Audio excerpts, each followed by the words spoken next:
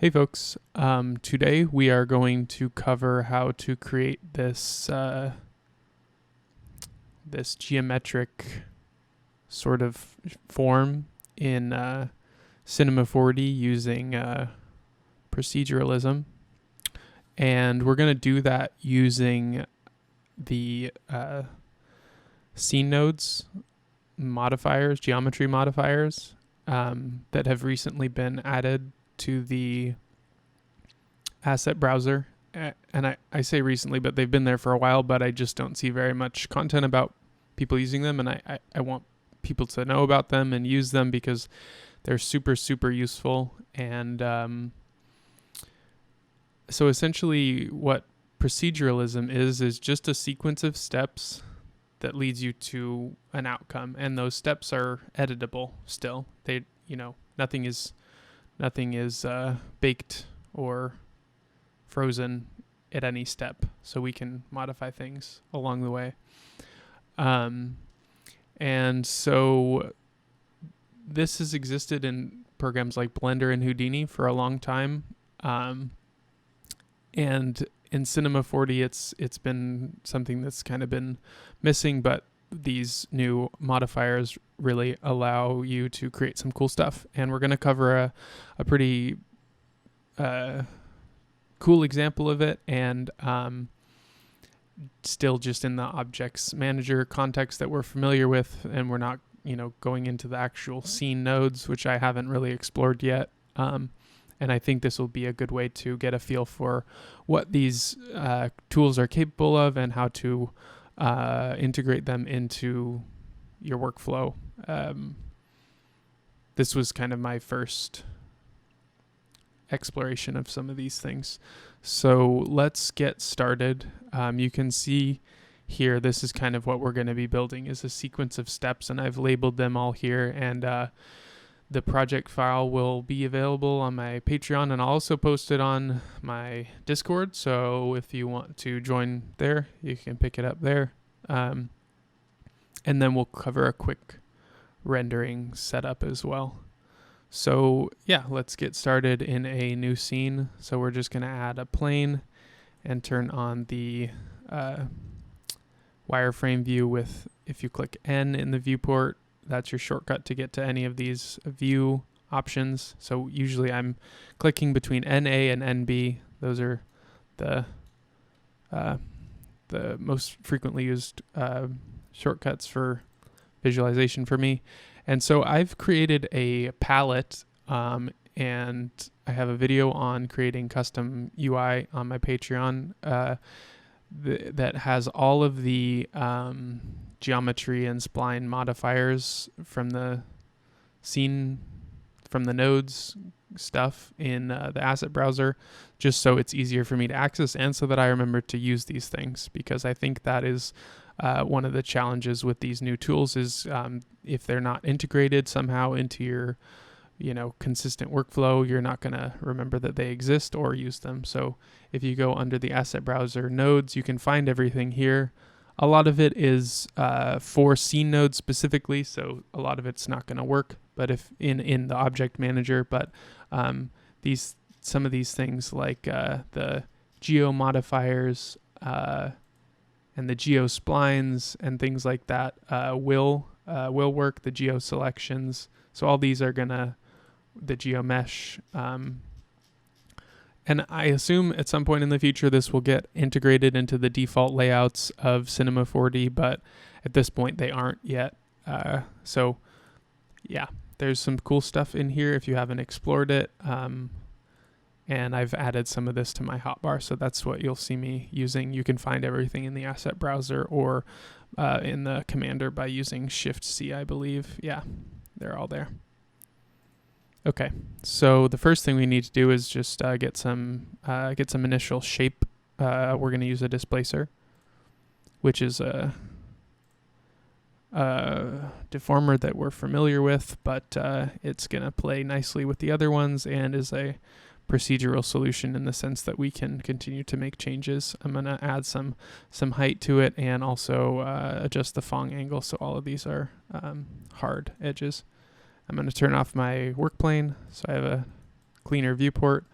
And then, so the next thing we're going to do is create a triangular mesh out of our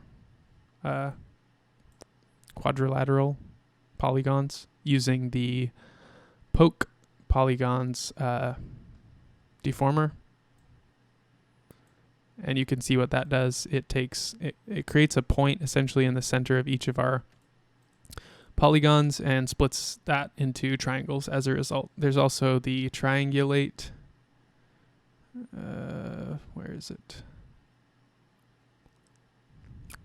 The triangulate one, but this just splits it, I think, in half. It splits the polygons in half. So the poke polygon gives us more triangles, which we want right now. So we're going to use that. And then what we next need to do is create a group of all our polygons to start with. So we have all of these as a set that we can refer back to if and when we need to. And that'll make more sense as I kind of show you. So this is initial noise, create triangles, and then we are going to use a useful node called the select facing, which is a part of the group of nodes that creates procedural selections for you. So like I'm sure you're familiar with, this is a parametric object at this point. So like you can't go into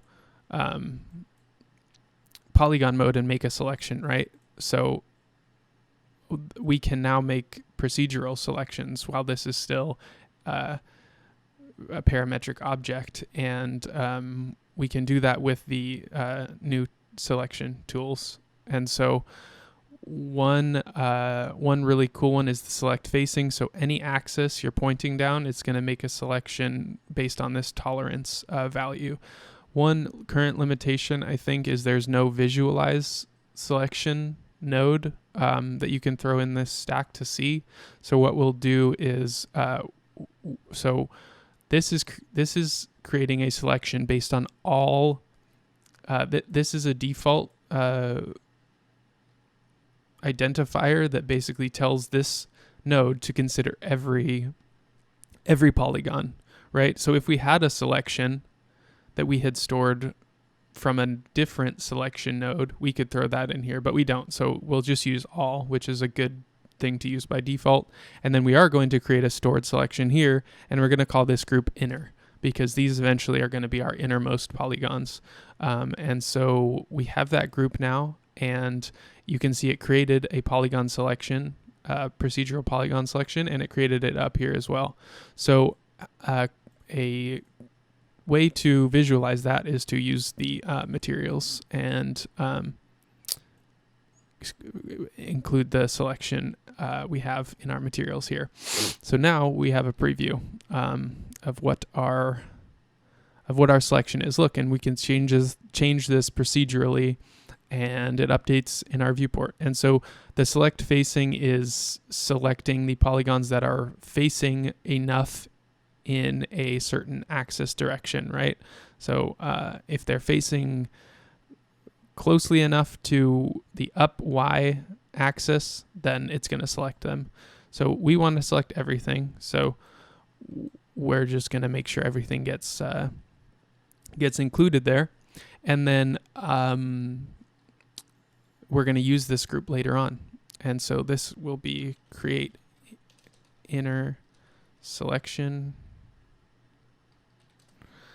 Cool. And then the next thing we want to do, I believe, will be to inset these polygons, right? And so you can see now we have our inner group still selected, and then a new set of polygons being created that is part of the default group. And this is important now because if we were to say all would include the default group and our selection. So at this point, the default group is separate from our inner selection. And so we want to make that a little thinner, I think, for now.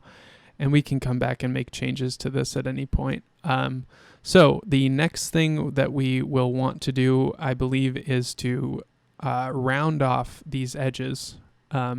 So there's a node we can use called chamfer, and that will allow us to round these edges. Right now it's, here we go.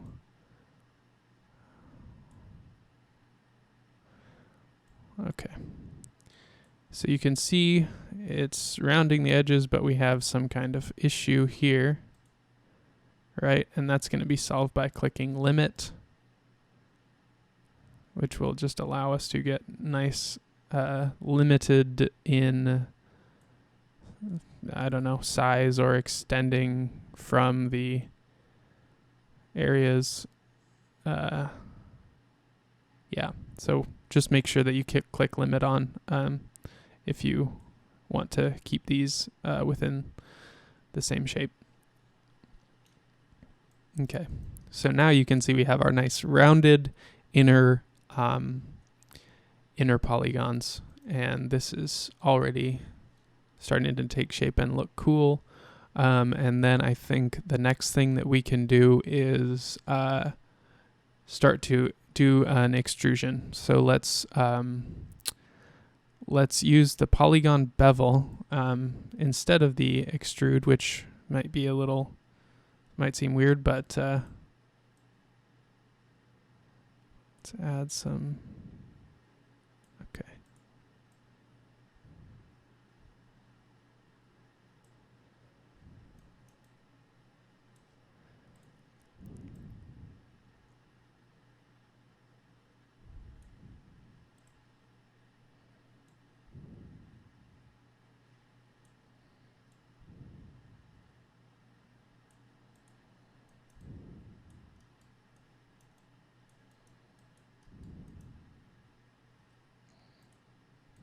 Okay, so you can see what that's doing here. It's extruding our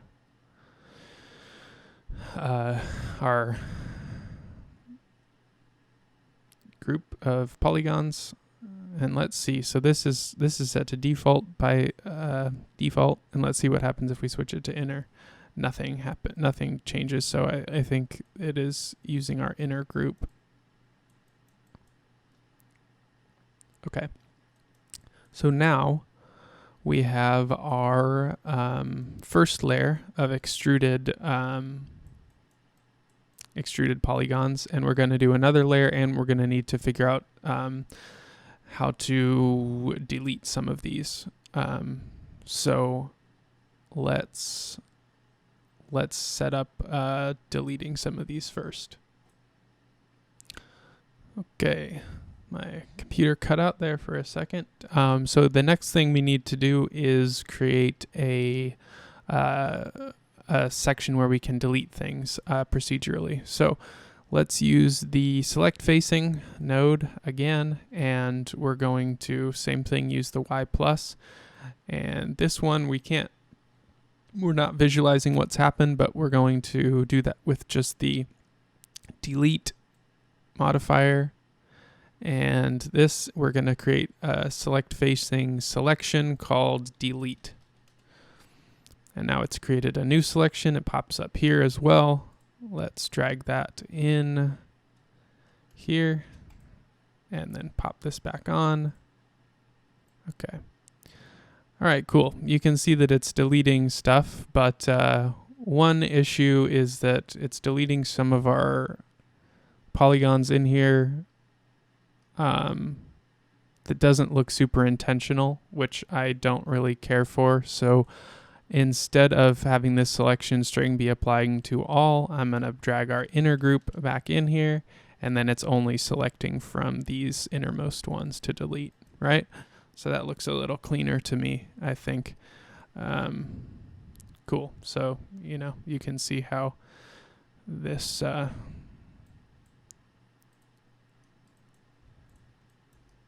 will start to just look more intentional and also that we have all these abilities to change things at any point along this this kind of recipe that we're creating, right?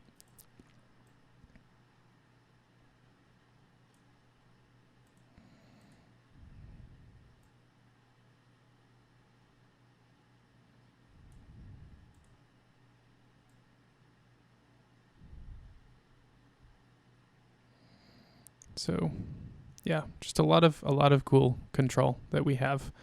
So we've created our deleting section, and then let's just do another extrusion from within these polygons. So we grab an extrude, and that's going to apply to everything initially, which looks crazy. Maybe you want that, but I don't, so I'm going to set it to just the inner group again. And here, let's click that. Maybe just one. All right, 2 is fine. Okay, and then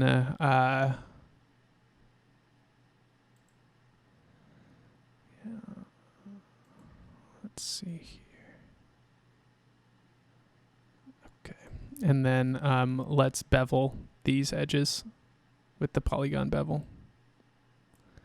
Again, initially this is going to be working on everything, so it's going to lag and then do this crazy thing. We want it just on the inner group.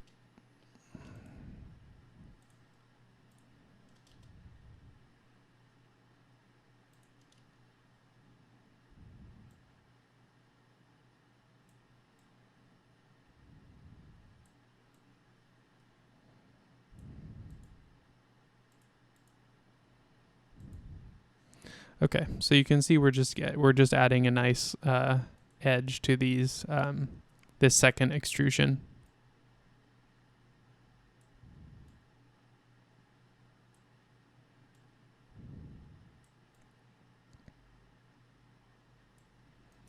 Cool. And that is the base form. So the next thing that we can do here is create like a wireframe. So let's duplicate this. For this one, I think we just need these first two.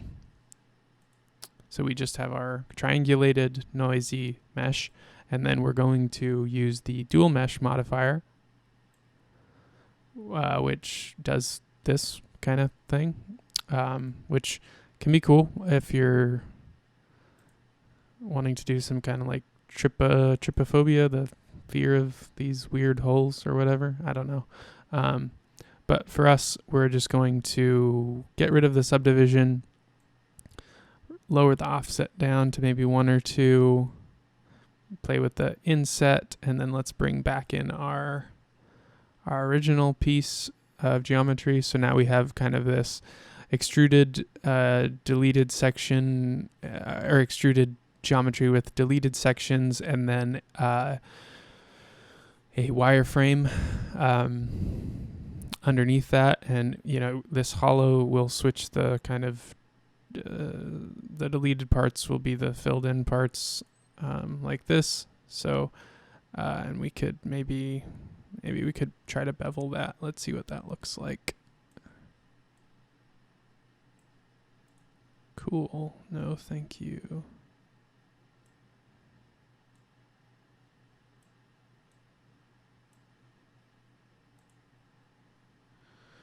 Okay. So yeah, we can get just some really cool variety of effects quickly and modify these things. And like if I wanted to alter this noise, so this is kind of like the base of the effect, right? I could go to expressions, set driver on this one, go over here, expressions, set driven, and then make them change together if I'm modifying this one. So there is a good amount of procedural control in this kind of setup, and this will be our extrusion. This will be our wireframe. And yeah, that's it for the geometry itself. And then I'm just going to put let's try just a metal material here on this, and then let's go in the asset browser. Under HDRIs, grab an HDRI, turn off the background, and then let's jump out of our camera real quick, and we can turn the work plane back on. I'm going to add an area light and drag it away. And under this area light option, click Add Target Tag and Null. I don't know why it adds the target tag not at the world center, but leave that at the world center. So this area light's pointing here. And let's put this off to this side. We'll create another one by holding Control and dragging. Okay, this first one we can make red, and this other one we'll make blue.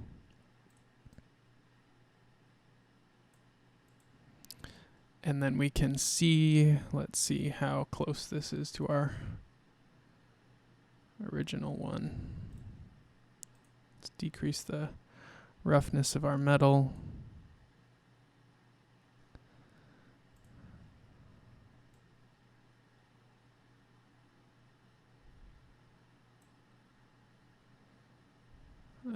This is set to the open image denoiser right now, which I don't really want. Let's try optics instead.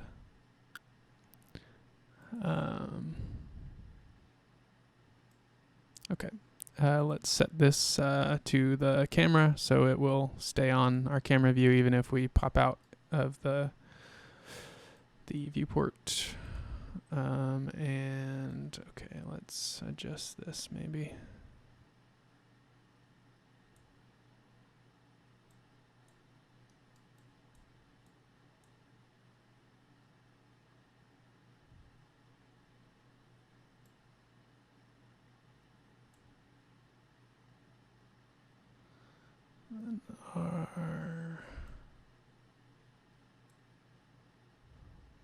This might be just too hot too. Let's see here.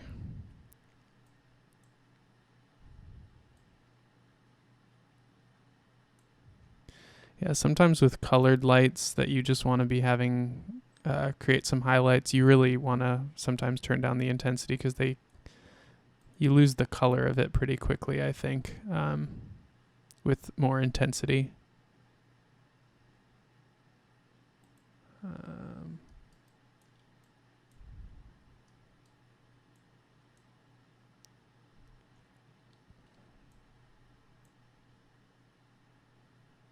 Okay, so now we got some nice blue highlights and some nice red ones. Let's bring back in our HDRI.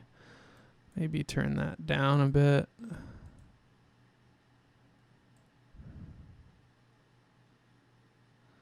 want to have kind of a nice balance here.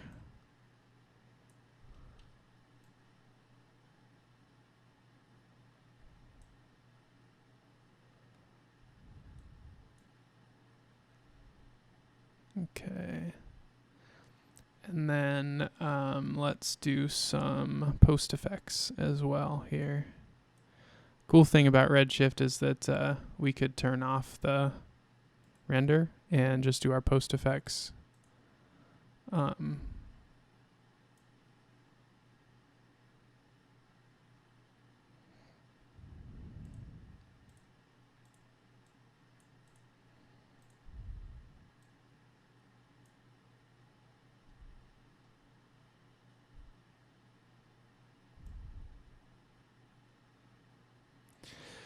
And you can do this if you want to just pop out some stills with some post effects work in your Redshift render engine, or you could turn all this off and export as PNG or EXR, and do your color correction and stuff in whatever Photoshop or After Effects, whatever you like. This is, I think, useful for if you don't want to do that extra step and things look fine to you here, and you're going to be using it for style frames or just posting to social media or whatever.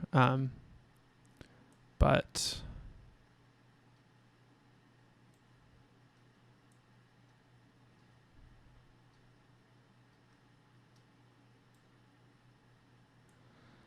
cool. I think that something like that is looking pretty cool. Let's just dock this here for now.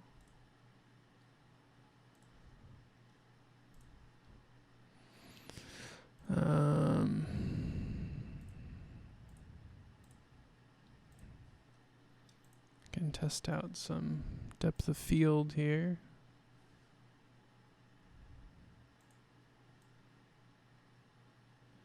And just different camera angles, whatever. We set up our lights for that one, but